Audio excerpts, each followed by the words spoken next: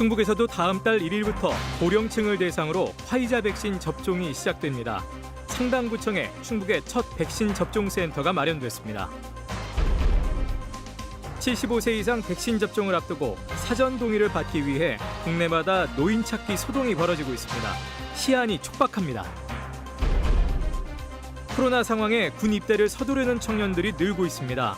아르바이트 구하기가 어려워 학비도 부담이고 일상적인 대학 생활이 쉽지 않은 것도 이유입니다. 네, 시청자 여러분 안녕하십니까? 계속해서 MBC 뉴스데스크 충북입니다. 충북에서도 다음 달 1일부터 고령층을 대상으로 화이자 백신 접종이 시작됩니다. 아스트라제네카와는 달리 영하 70도 이하 냉동 보관을 위해 초저온 냉동고를 갖춘 백신 접종 센터가 필요한데요. 청주 상당구청에 충북의 첫 번째 백신 접종 센터가 마련돼 모든 준비를 끝냈습니다. 정재영 기자가 보도합니다. 청주 상당구청 3층 스포츠센터. 안쪽 별도 공간에 잠금 장치가 달린 냉동고가 있습니다. 내부 온도는 영하 70도 이하. 백신 접종 센터의 심장, 초저온 냉동고입니다. 화이자 백신은 배송 직후 이곳에 보관되다 접종 하루 전 백신 전용 냉장고에서 해동을 거친 뒤 접종됩니다. 안에 담길 백신만 도착하면 됩니다. 영하 75도 상태로 유지가 됩니다. 그렇기 때문에 맨손으로 안에 내부를 만졌을 경우에는 저온 화상을 입을 수 있기 때문에 이런 장갑 착용이 꼭 필요합니다. 접종에 투입될 의료 인력은 한 팀당 의사 4명과 간호사 8명 등 22명으로 구성됐습니다.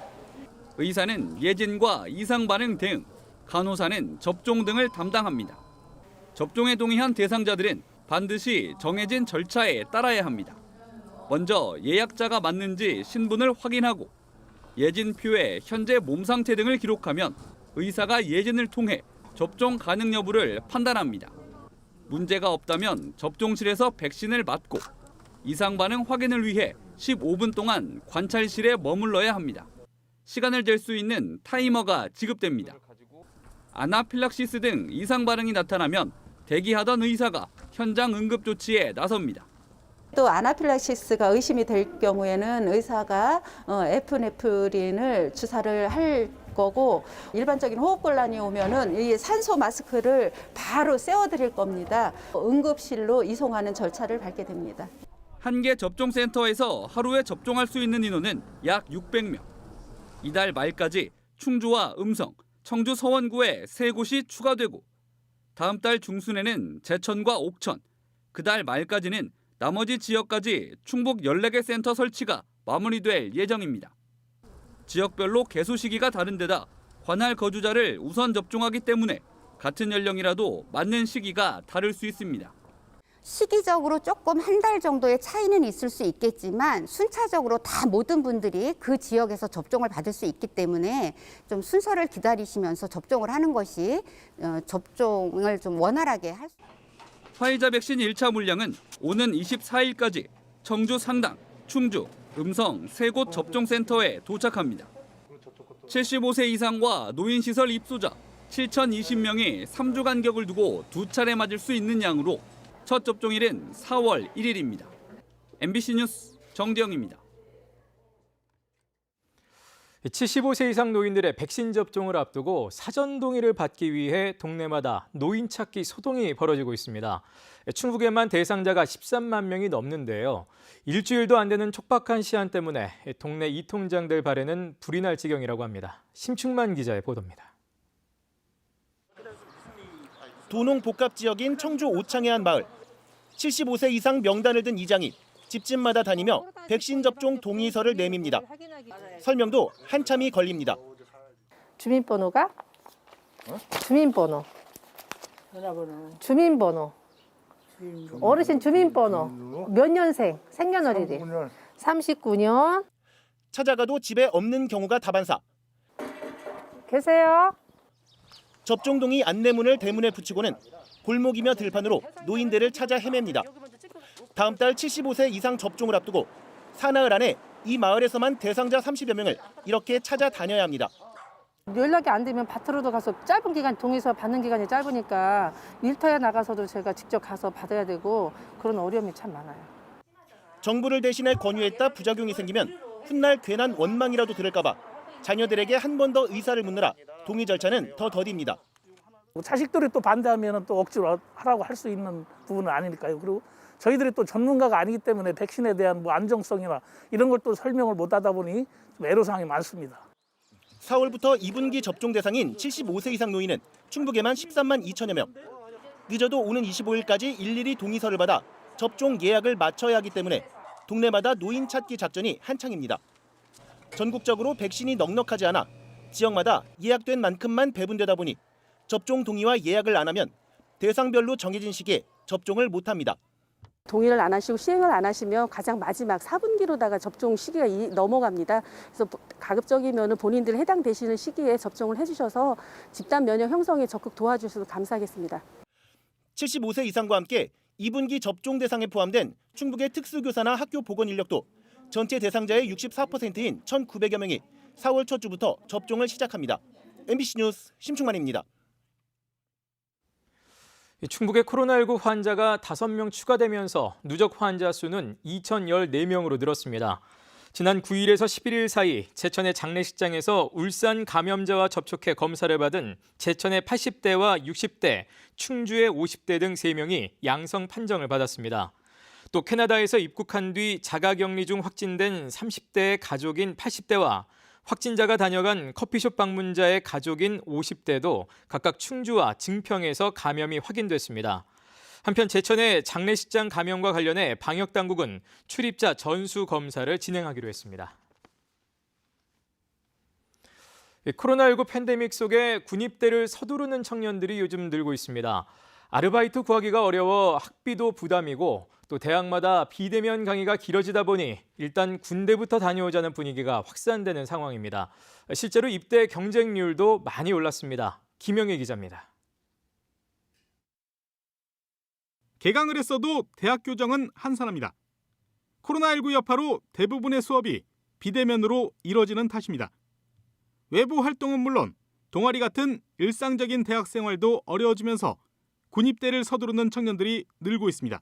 대학교 다니면서 선후배 간의 모임이나 뭐 그런 것도 못하는 경우도 많고 대학에 성취감이 없다 그래야 돼요. 약간 그런 것 때문에 군대를 늦게 가봤자 학교 생활도 많이 못할 거고 그냥 빨리 다녀오면은 이제 좀 상황이 나아지지 않을까 해서 빨리 가는 친구들이 늘어난 것 같아요, 옛날보다. 학비나 생활비 부담도 적지 않은 상황에서 아르바이트 구하기도 어렵다 보니 차라리 군대를 일찍 다녀오는 게 낫겠다는 판단도 작용했습니다. 알바 같은 것도 이제 다 있던 알바도 다 잘리는 시국이니까 이제 그런 부분에서도 이제 다 가는 것 같기도 하고. 실제로 지난해 충북의 육군 모집병 경쟁률은 2.3대 1. 1년 전보다 무려 20% 가까이 올랐고 올 들어서도 3.59대 1의 높은 경쟁률을 보이고 있습니다. 상대적으로 경쟁률이 낮았던 해병대도 2대 1을 기록해 최근 3년 새 가장 높았습니다. 입대 경쟁이 치열해지면서 면접의 중요성도 커진 상황. 충북지방병무청은 이달부터 모든 모집병 면접을 비대면 화상으로 진행하고 있습니다. 지원자들의 불편을 해소하고 감염 확산도 막겠다는 겁니다. 코로나19로 인해서 정상적인 수업이 어렵다 보니까요. 경제적인 어려움도 있어서 지원율은 조금 높아지고 있습니다. 코로나19 사태 장기화가 불가피한 상황에서 청년들의 치열한 군입대 경쟁은 당분간 계속될 전망입니다. MBC 뉴스 김영일입니다. 도내 한 특성화고에서 여학생 1명이 동급생 4명에게 집단 폭행을 당했습니다. 도교육청은 어제 오후 도내 한 특성화고 음악실에서 1학년 여학생이 동급생 4명에게 맞아 병원 치료를 받고 있다고 밝혔습니다. 폭행을 말리는 과정에서 교사도 폭행을 당한 것으로 전해졌습니다. 해당 학교 측은 가해 학생들을 출석 정지시키고 학폭위와 교권보호위원회를 열어 징계할 방침입니다. 새벽 시간 만취 상태로 렌터카를 몰다 달아난 30대가 경찰의 추격 끝에 검거됐습니다. 청주 청원경찰서는 지난 2일 새벽 2시 50분쯤 음주운전 의심 신고를 받고 출동한 경찰의 추격을 피해 복명동에서 수곡동까지 20km가량을 달아난 37살 남성을 검찰에 송치했습니다. 면허 취소 수준인 혈중 알코올 농도 0.149% 상태로 차를 몰던 이 남성은 도주로를 막은 시민의 활약으로 경찰에 붙잡혔습니다. 괴산읍의 정주 여건을 획기적으로 개선할 사업들이 속도를 내고 있습니다. 우선 2024년까지 1,816세대를 수용할 괴산 미니 복합타운 조성 사업은 LH 임대주택 350호, 분양주택 1,431호, 단독주택 35호, 또 군립도서관과 반다비 국민체육센터 등이 들어서며 문화재 발굴 조사를 거쳐 하반기에 공사를 시작합니다. 이 밖에 도시재생 뉴딜 사업과 젊음의 거리 조성 사업도 곧 착공에 들어갑니다. 노인 비율이 32%인 영동군에 충북 최초의 노인 전용 공공임대주택이 첫 삽을 떴습니다. 영동군과 LH는 내년까지 영동읍 부용리 일원에 300억 원을 들여 전용 면적 26에서 36제곱미터 200여실 규모의 고령자 복지주택을 공급합니다. 영동읍 설계리 일원에는 치매 환자가 안심하고 거주할 수 있는 치매 전담형 요양시설도 오는 6월에 착공됩니다. 충청북도가 지난달 공고한 올해 지방공무원 채용 인원을 1,226명에서 1,276명으로 50명 늘립니다. 충청북도는 다목적 방사능 가속기와 2차 전지 소재 부품 장비 특화 단지 등 4차 산업혁명 추진 동력을 확보하기 위해 채용을 늘렸다고 밝혔습니다. 늘어난 채용 인원은 행정 21명과 공업 14명, 운전 5명 등입니다. 변경된 공고문은 충청북도 시험채용 누리집과 지방자치단체 인터넷 원서접수센터에서 확인할 수 있습니다. 충북 2대 수출 품목으로 도약한 의약품이 큰 폭의 수출 증가세를 이어가고 있습니다. 한국무역협회 충북지역본부가 집계한 지난달 충북의 의약품 수출액은 2억 2,700만 달러였습니다. 뉴스데스크 충북이었습니다. 고맙습니다. 이 유로파리그 16강전에서 충격적인 패배로 탈락했습니다. 무리뉴 감독의 경질설이